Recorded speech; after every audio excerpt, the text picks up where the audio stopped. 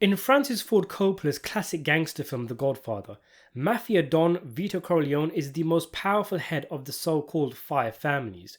He is subject to an assassination attempt by the drug dealer Virgil Sollozzo, known as the Turk, backed by the rival Tataglia family, which puts him out of action, and his son Sonny takes over the family business in his absence. The Corleones killed Sollozzo, but in order to do so, they used the civilian Michael and then also killed a police captain, which brings down heat from the law and anger from the other families, and an all-out war erupts.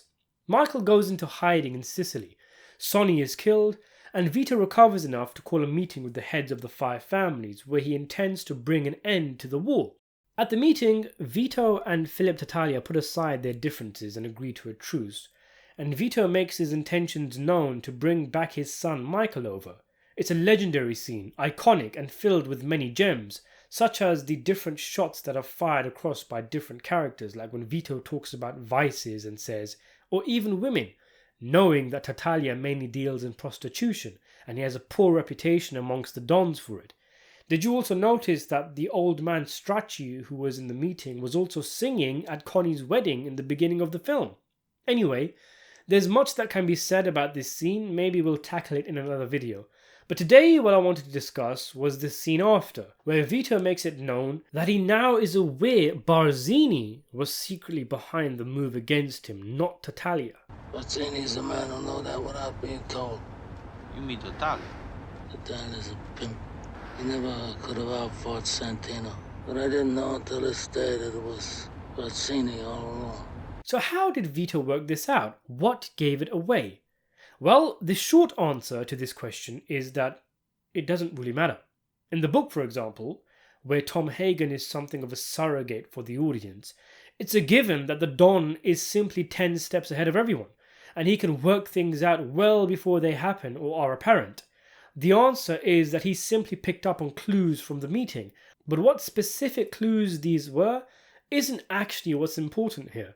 It's the fact that Vito knows Barzini is the man pulling the strings. That's the main takeaway. As the book says at one point, talking about Tom, evidently the Don's eyes had seen something he had not. And that's really all it is. But to expand, Barzini simply talked too much for a simple arbitrator showing his hand, and Tataglia gave it away by constantly deferring to Barzini, which probably forced Barzini to talk more than he wanted to. But to go into detail, it wouldn't be the first time Vito used a meeting to suss someone out. Think back to when he met with Fanucci and told him he didn't have his money. A real mob boss wouldn't have let that go, and this was the clue Vito needed in that meeting. He's a master of reading people, and it's possible even before the meeting took place, Vito had a very good idea of what the play was. It was common knowledge that Tataglia could not have orchestrated such a huge mob war. He was one of the lowest ranking mafia dons, mainly dealing in women only. It's evident that they needed strong support to sustain a war, or even go after Don Corleone in the first place. Though he was wrong to say it when he did. When Sonny makes his infamous outburst during the Sollozzo meeting. Oh, you telling me that Tattaglia's guarantee our investment? He does have a point. As Don Corleone says contemptuously, Tataglia was always a pimp. He could never have outfought Santino. He must have had higher backing. The way the Don says it sounds like it's been something playing on his mind, and perhaps this was the real reason for calling the meeting. So Tataglia has support. Now who would this support be? This leads us to the meeting.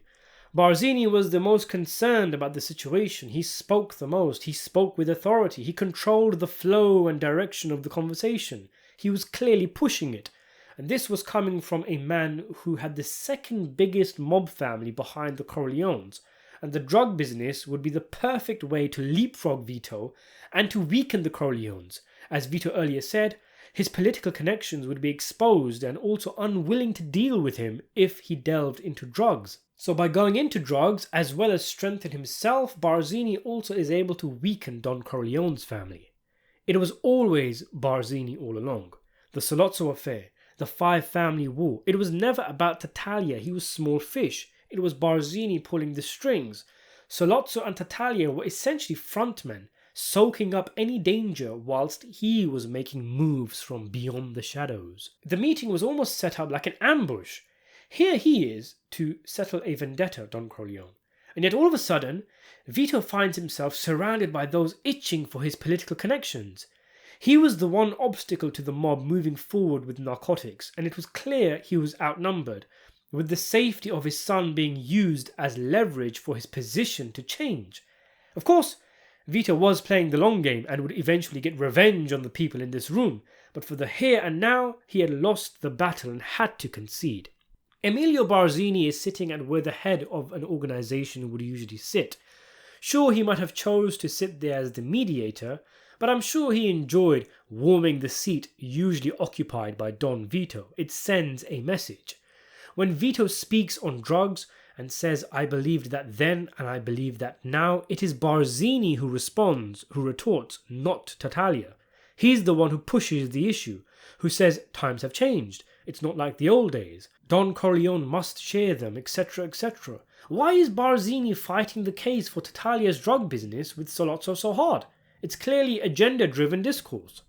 I don't really like making videos talking about exchanged looks, glances, raised eyebrows and secret signals, a flicker of the Don's eyebrow maybe to show he knew what was up. I think a lot of these kind of analyses see things that aren't there.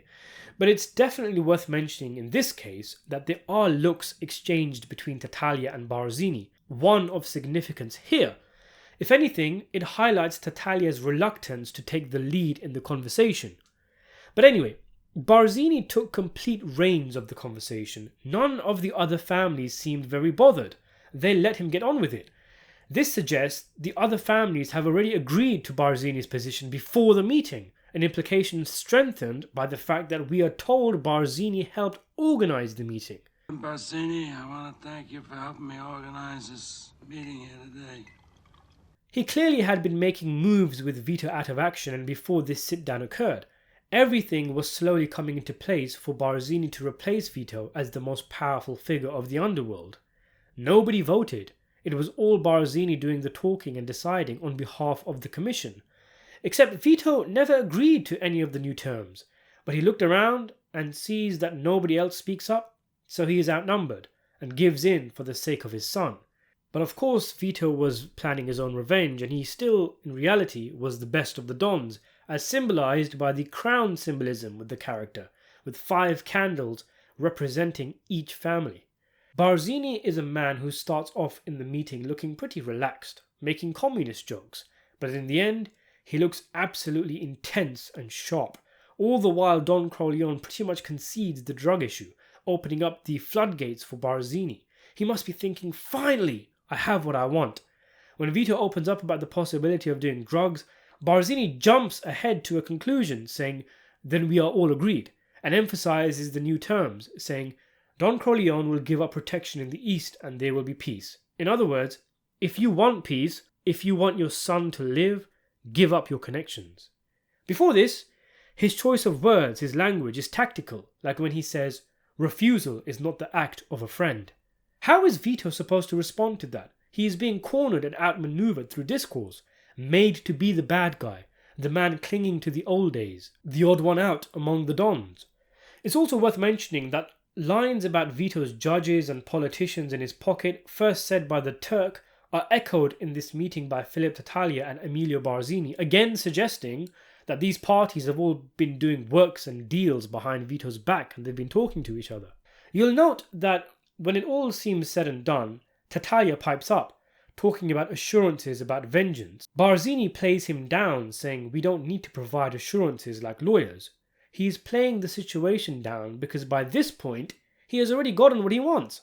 Tattaglia's issues are not real concerns, not for him anyway. It's also interesting that when Vito makes his speech, he looks around a lot, he looks at Tataglia a lot, but when he says, I'm going to blame some of the people in this room, he's looking directly at Barzini. He holds his stare momentarily before moving on. Evidently, he has already worked out the play before the end of the meeting.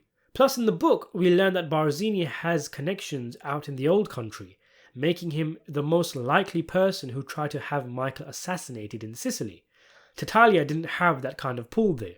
The book the film is based on makes it even more obvious. Before the meeting even takes place, we're told Barzini wanted to supplant Vito as the most powerful Don, and he had backed Tataglia heavily during the war. Also, after Vito's speech, the book says, however, it was Emilio Barzini who answered Don Corleone, not Tataglia. And after Vito says Tataglia could have never outfought Santino, in this scene which shows us why Tom lacked the skills to be a wartime consigliere, he adds, "That's why I don't have to know about what happened. It's enough to know that Barzini had a hand in it." So in general, with the book it isn't as much of a bombshell as the movie is. But in essence, this line by Vito about it being Barzini all along highlights his intelligence and foresight in comparison to Tom Hagen, who showed in this moment that he was not fit to be a wartime consigliere. How do you think Vito worked out it was Barzini all along? Do you think there's anything I missed? Let me know in the comments section below. Subscribe to the channel, hit the notification bell for more videos, and thanks for watching.